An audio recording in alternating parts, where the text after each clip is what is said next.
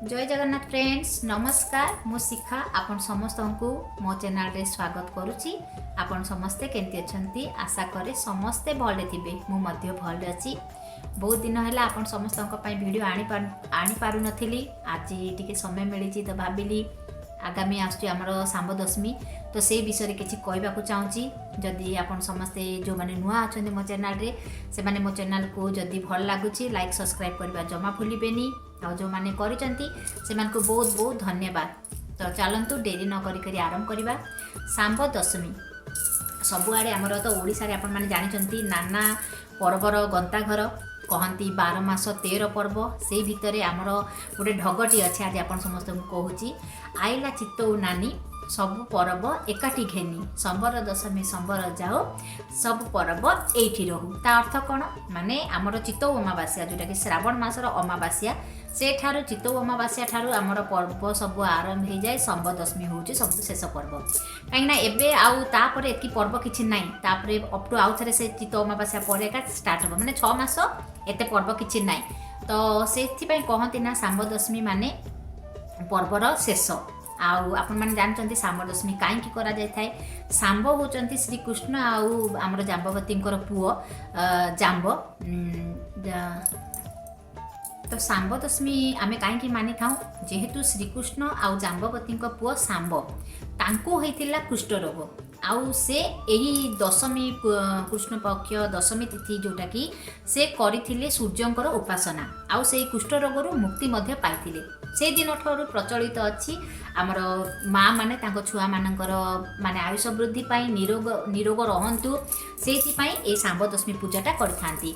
आउ सांब दशमी पूजा से माने निज निज जेतेटा जा घरर छुआ सेतकीटा जिनस से माने सही थांती मिष्टान सही थांती जेंति कि किए घांट तरकारी किए बुढ़ा चकुली किए तांको छुआ पाई चना गुड़ माने ए पूजा रे एतकी सब जिनिस लगी थाए माने मन रे गोटे बहुत खुशी आसता है जे सांब दशमी केबे पड़िबो। छोट छोट थिला बेले कथा कहूची बहुत खुशी लगी थाए सकाळू लागि जिबे घरे पिठा पणा आउ नाना प्रकार माने जिनिस तैयारी हबो जेंति कि खेचड़ी दही भात दही बरा ए सब जिनिस बहुत सारा माने खरा बेले समय बहुत सारा जिनिस लगी थाए आरिसा पिठा माने जहाँ को जेते आइटम ए समय तो समस्तंकर गोटे बहुत सुंदर पूजाटी यहाँ सूर्य को पूजा आपण मैंने तो जानते सूर्य को पूजा करने द्वारा आमर चर्मर रोग जाए जेहेतु विटामिन डी आमे पाऊँ सूर्य को तो आम संडे को संडे आमिष खाइबा उचित नुह जदि देहरे कार जदि चर्म रोग होची से जिनस को बारण करवा उचित आ सूर्य को निश्चित रूपे अर्घ्य देवा उचित। तो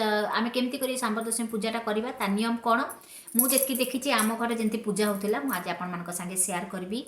आ मो बापा जमी पूजा करते सकाळू तो प्रथम यह ना 3 थर नैवेद्य दि जाए थाए सांब दशमी सकाळू तो प्रथमे पूरा भोर उठी पड़े घर सफा सुतरा घर नीट एंड क्लीन प्रथमे करदे जोठी इटा तो तुलसी मूल पूजा होता है तुलसी वृक्ष मूल पाखे भल कर सफा सुतरा करदे से गोटे मंडलटे काटिदेवे लाल मंडल है तो सेटा काटी सारा पर आपण मैंने हलदिया कलर ये बहुत जिनस लगे हलदिया कलर मुरुज किंबा हलदिया जदि आपण मैंने हल्दी में दे पारे तो गोटे सूर्यंकर गोटे आकृतिटे प्रथमे टाणीदेवे 7टी मंडल सेठी तैयारी करेंगे 7टी मंडल देवे तापरे कौन करेंगे ना आपंकर सोरिष फूल लगी था कि हलदिया जोटी हलदिया सेफ्टी फूल मिलूँ हलदिया कलर फूल लगा जाए तो गोटे कना लाल कनाटे ने से गोटे गुआटे रखिदेवे से आम सूर्य प्रतिमा रूपे पूजा करें तो से लाल कनारे आपण मैंने हलदिया चाउल हलदिया फूल रखिक प्रथमे वंदना करेंगे कलशटी बसैबे कलश स्थापना पर सूर्य पूजा करेंगे।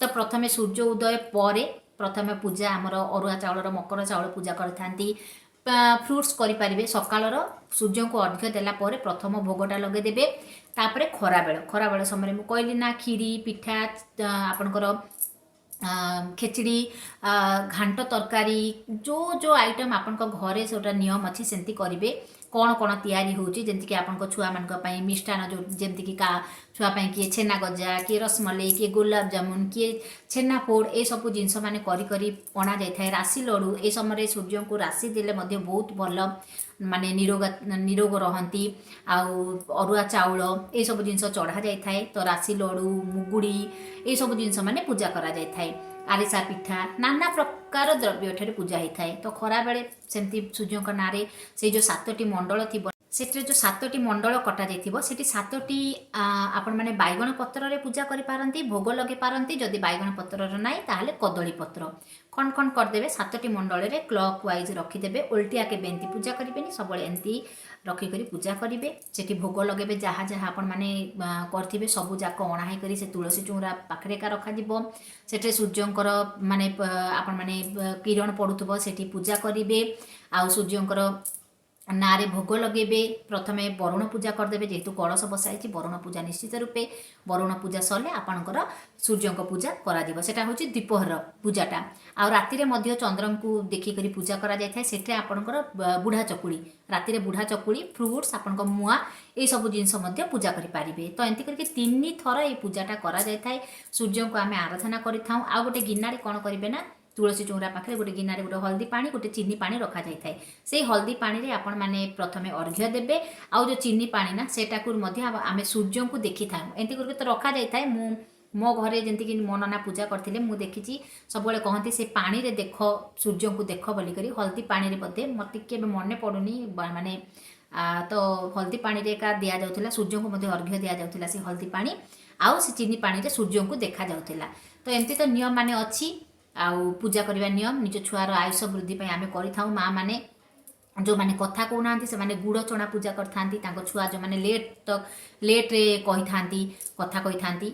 आउ बहुत सुंदर पूजाटा सूर्य भगवान पूजा समस्ते माने आमे सकाळू सूर्य को अर्घ्य देबा उचित मध्य। आउ से दिन पडुची सुदशा। प्रथमे तो सूर्य को पूजा करी माने आग आमे सकाळू सकाळू माँ लक्ष्मी को मध्य आराधना करी करी तापरे ए पूजाटा करिबा। तो समस्त घरे अच्छी दुई दुईटा पूजा एथर पड़ुची दशमी तिथि रे। तो आशा करे आज जदि किछिटा जानिबा कथा कहिची ताहाले जदि आपन समस्त को भल लागिथिबो ताहाले चैनल को लाइक सब्सक्राइब करबा जमा भूलिबेनी। तो आज पय एतकी रे रखुची। आगामी आ गोटे वीडियो नेकरी आसीबी। नमस्कार।